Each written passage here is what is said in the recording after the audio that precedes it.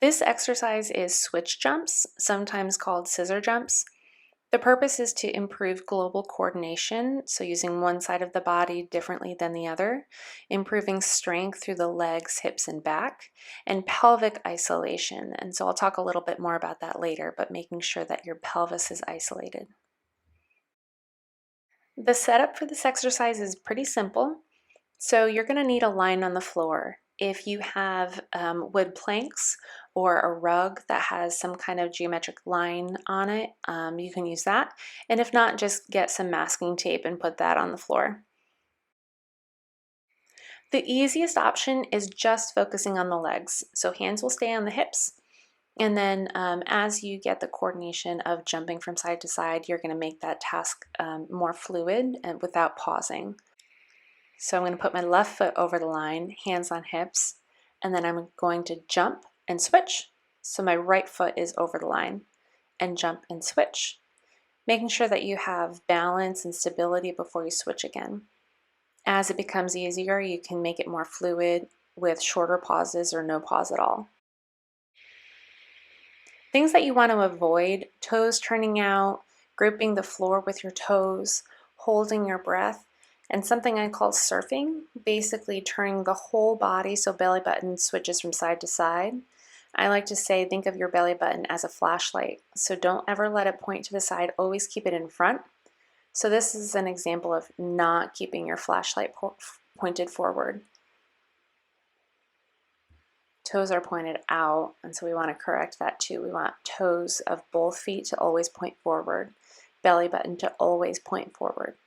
So correct that, toes pointed forward, belly button stays forward, and then jump. So there's no surfing, toes are staying forward. Once that becomes too easy, then you can do same-sided jumps. You're going to involve the arm.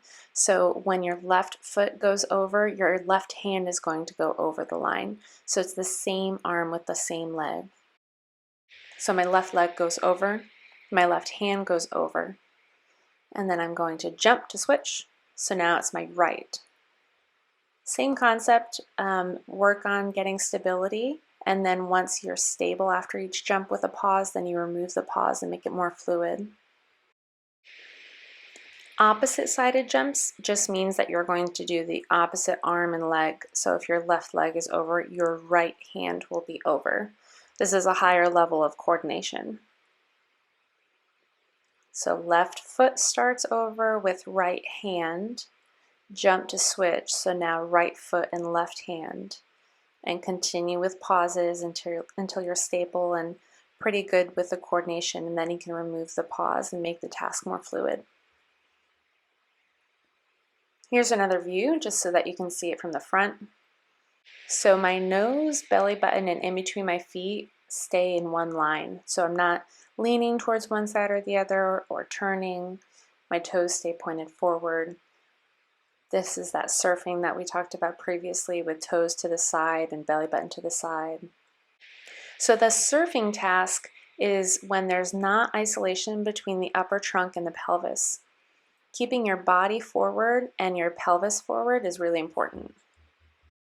Another thing you want to watch for is moving. So as you do jumps, you want to make sure that you're staying over that line versus jumping away and moving around a lot. So here's same-sided jumps, same arm, same leg.